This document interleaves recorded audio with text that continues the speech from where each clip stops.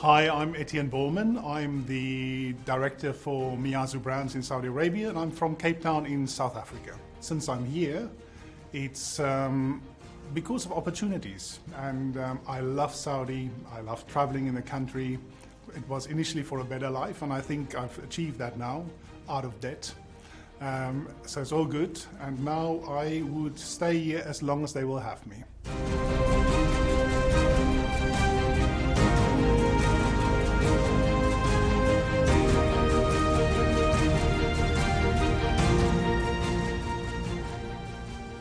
Initially, I didn't want to come to Saudi, I have to be honest.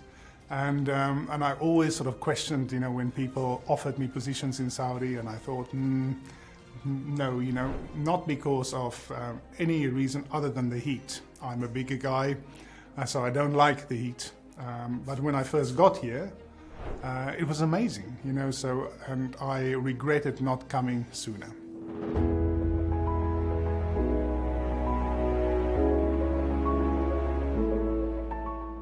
I had very little expectations because I didn't know what I was letting myself in for. You read very basic things when you are outside of Saudi Arabia online. And remember, I came to Saudi with old Saudi. So a lot of the data was out of date. A lot of the information was out of date. So it was, I questioned myself, more and more. The closer the date became of me having to travel, the more I started questioning myself, thinking, what are you doing? Why are you going?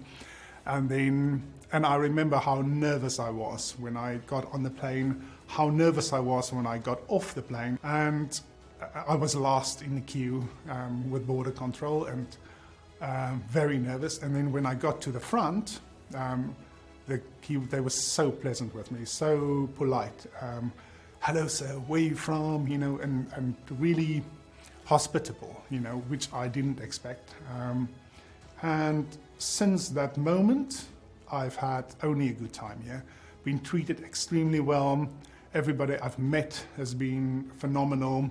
I cannot recommend this highly enough. Now Saudi Arabia's got a completely different image, and I think they're working super hard to change that image.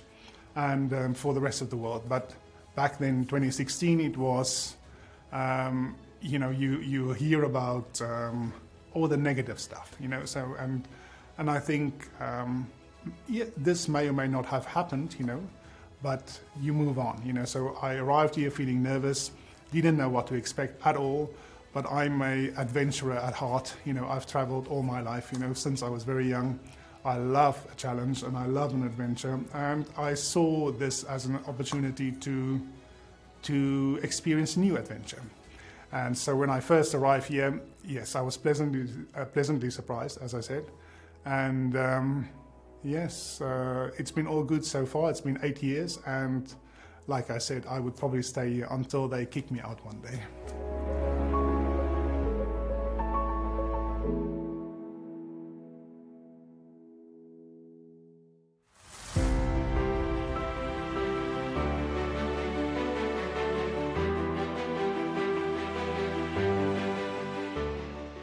My career started way back in the late 90s when I studied finance and decided to move to England, only initially for 2 years, and got a job as a waiter, silver service waiter in a members club in Marble Arch, where I served the late Queen Mother. And I surprisingly liked it. I've never worked in a restaurant in my life before. So that was a first for me, but I ended up in England with a certain amount of cash, spend it all because I like shopping, spend my money, and then realized, okay, I don't have enough cash left for a flat deposit. So I had to look for a living position, and I'm a very quick study, so I quickly picked up. I learned how to do the job. I became a waiter in the grill room of this members club, and 6 months later I was running the F&B outlets as number 2 of the catering manager. And it was fun, After my first week I got my first royal to serve. I was very nervous at the time, it was Princess Anne. And they didn't tell me who it was. So I arrived and we had to do tea and coffee service for her, and it was so much fun. And then I realized, as sort of time progressed, I really like this. And I would like to stay in this industry. And I think the combination of me with the physical experience of being a waiter then, combined with my qualification in finance and business management, was a good recipe to move up in hospitality to become part of management, senior management.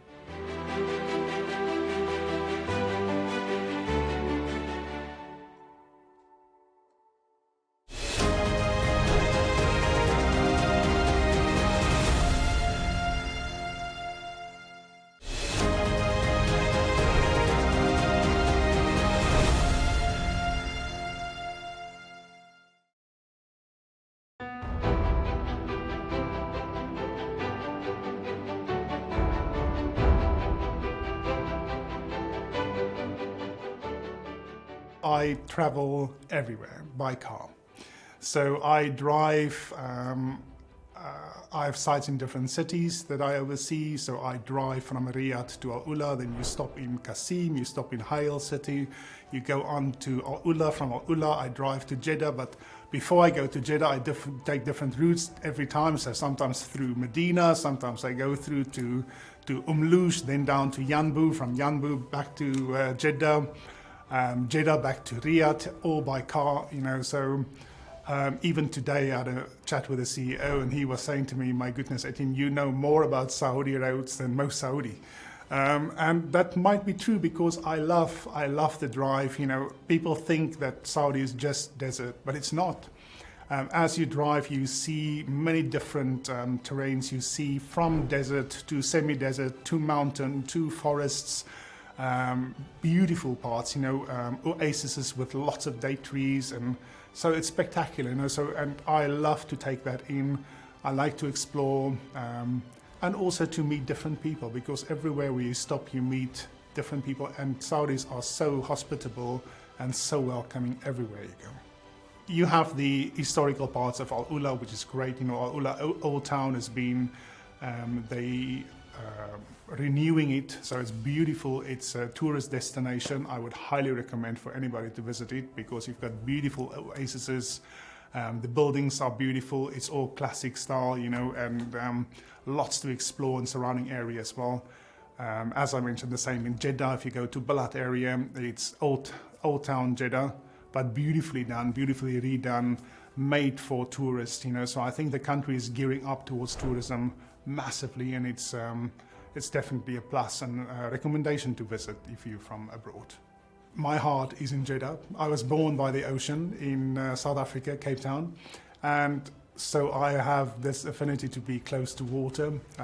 But for business, I think the best thing is to be in Riyadh for me personally, because our company head office is in Riyadh, so it makes more sense for me to be here. I love traveling to Jeddah. I travel to Jeddah every month by car and spend time with the team in Jeddah, and then come back to Riyadh, where I'm based. Riyadh is a bustling city. It's happening here. The infrastructure changing constantly is a scale that you cannot explain to anybody that doesn't experience it and doesn't live here. It's so fast and it's so magnificent to see. I feel so happy and privileged to be part of this change in Saudi Arabia, to see this change in the cultures, see the change in what's going on around you. So for me, it's beautiful. It's a very busy city, so you have to get your timings right, because otherwise you'll be stuck in traffic, as we all know, who lives here. But it's still, there's a vibrancy in the city. There's an energy in the city that you cannot explain to people who doesn't know, who doesn't live here, who's not experienced this themselves in the past.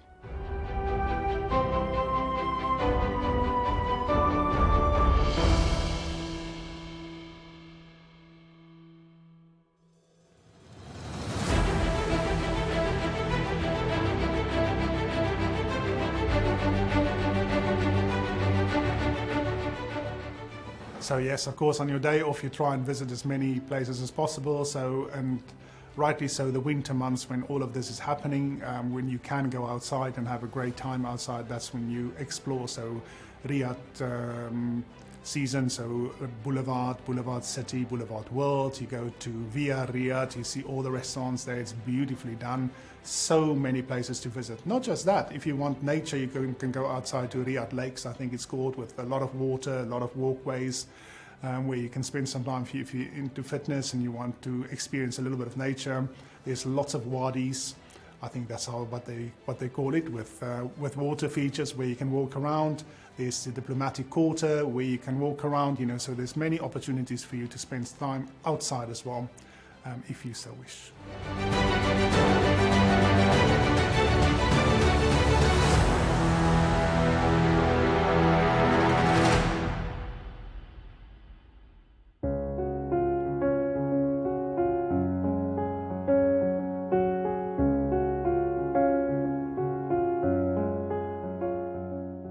Saudis are very friendly people, very open people, and very eager to please, and eager to host you. Saudi table is never empty. They keep bringing more and more and more and more. So proper hospitality, old school hospitality. Maybe what we were used to 30, 40, 50 years ago in your own country, that is still happening here. It's very, very family oriented, which I love. It's very safe, very respectful, so highly recommended. Hospitality in the kingdom is expanding rapidly, off the charts, to be honest. A large number of international brands are joining the scene. It's thrilling to see, also making you a little bit nervous because I'm in the industry, so you have to sort of compete with many big names in the industry, which is always challenging, but I think we're still doing a good job and doing pretty well at Miyazu. I'm the one who always defends Saudi culture, maybe with friends who doesn't know what's happening in the country and maybe have an old school mentality. So I cannot talk enough about the country because the country's been good for me. The country's people has been good to me. So any aspect of family values, togetherness, peacefulness, I'm the one advocating for that back home, definitely. I find the Saudi coffee, or as I used to say Arabic coffee, now Saudi coffee, very interesting because it changes from region to region, from family to family in the region. So every time you go and visit somebody, you have a different recipe, with different flavor profiles. So that is what I find most interesting about the coffee. It's not just one flavor fits all, so it's all very different and it's very unique, and it's a very interesting experience when you do visit the families. The Saudi food, I'm not that familiar with Saudi food. I know about kabsa and so forth, obviously, and I've tried it many times. So I know Saudi people like meat a lot, so as far as I know, the Jeddah people are more into lamb. Riyadh people can be lamb and camel, so in Rubata restaurant, which is one of the Miyazu brand restaurants, we have camel milk soft serve, so we are really sort of focusing on Saudi products, local products, and try and incorporate that into our cuisine as well. So obviously we use a lot of dates, tamarind, cardamom, and so forth, and we try and incorporate that into the Japanese cuisine, and it's very popular. People actually like it.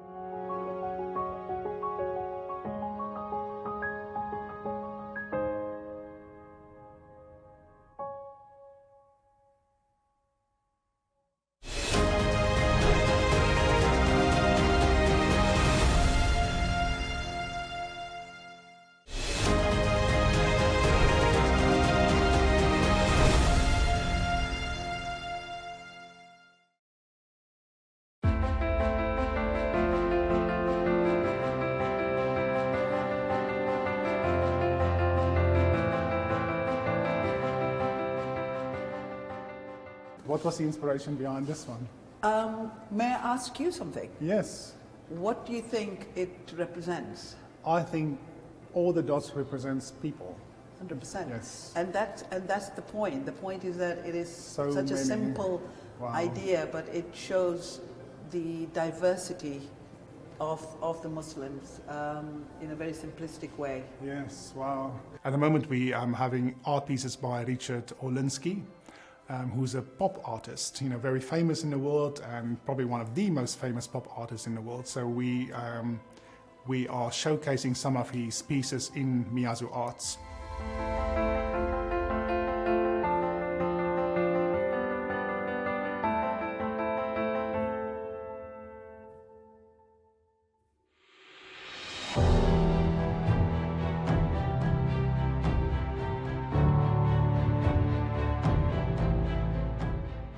The first thing in the morning when I wake up is I check my WhatsApp reports, because all the financial reports, the service reports, everything from my sites comes through on WhatsApp. So I lie in bed, and before I even get up to go and take my vitamins, I check the reports of the night before, see if there was any problems or so that needs to be addressed urgently.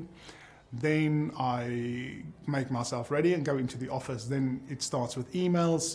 On my position, I'm copied in all the emails of all the departments. So you get a couple of hundred emails a day. So it takes a bit of time to sift through that to see what is important, what maybe not, just what I need to be aware of. Then I have meetings. The meetings can be HR meetings, can be marketing meetings, can be meetings with finance, so make sure all of that is done. Then I catch up with the GMs of the sites, I catch up with the head chefs of the sites, catch up with the chef director, the executive chefs, and then I started with site visits and so on. So usually my office is above Miyazu in Riyadh. So Miyazu is the first one that I check. And then by that time, it's usually 5 or 6 in the afternoon. I go home, take a quick break, eat something, and then go back to the site. So normally during the week, I would go and check on the operations then, the service side of things. As I would go to the sites, I would maybe taste a little bit here and then, observe the service, see that everything's going well, and advise and guide the GMs of the particular site in what to do.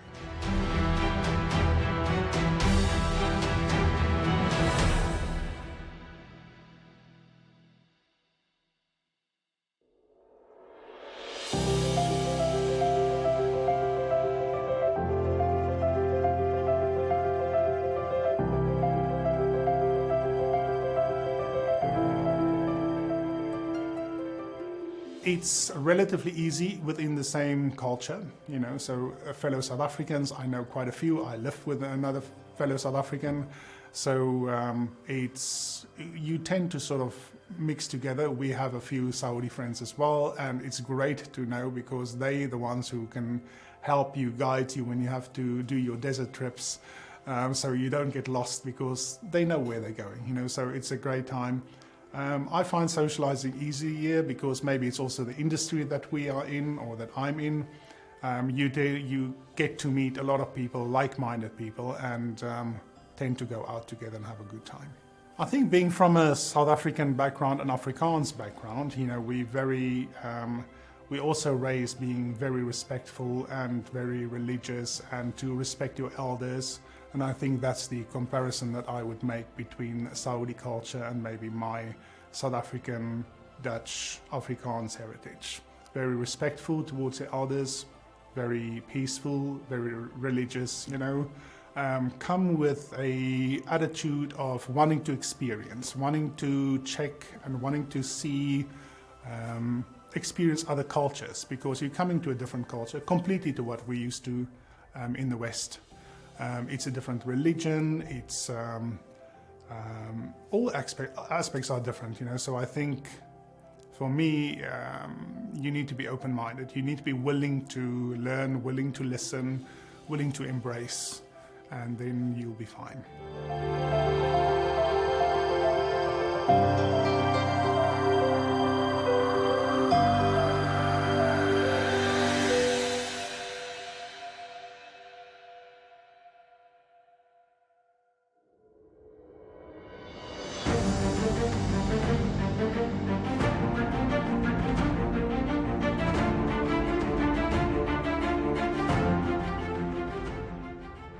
So being in front of television cameras today was a little bit nerve-wracking. I'm not used to this. I prefer to be behind the scenes. I leave the show part of it to the chefs usually because that's what they like. I like to stay behind the scenes, but I must say I did enjoy it. You know, it was a very interesting experience, something I've not done before, but something I wouldn't mind repeating maybe in the future. Aan al my Suid-Afrikaanse vriende, ek kan Saudi-Arabië sterk aanbeveel vir enige iemand wat hier na toe wil kom. Moenie bang wees nie. Hier gaan jy jou geldjie kan spaar en mooi na gekyk word.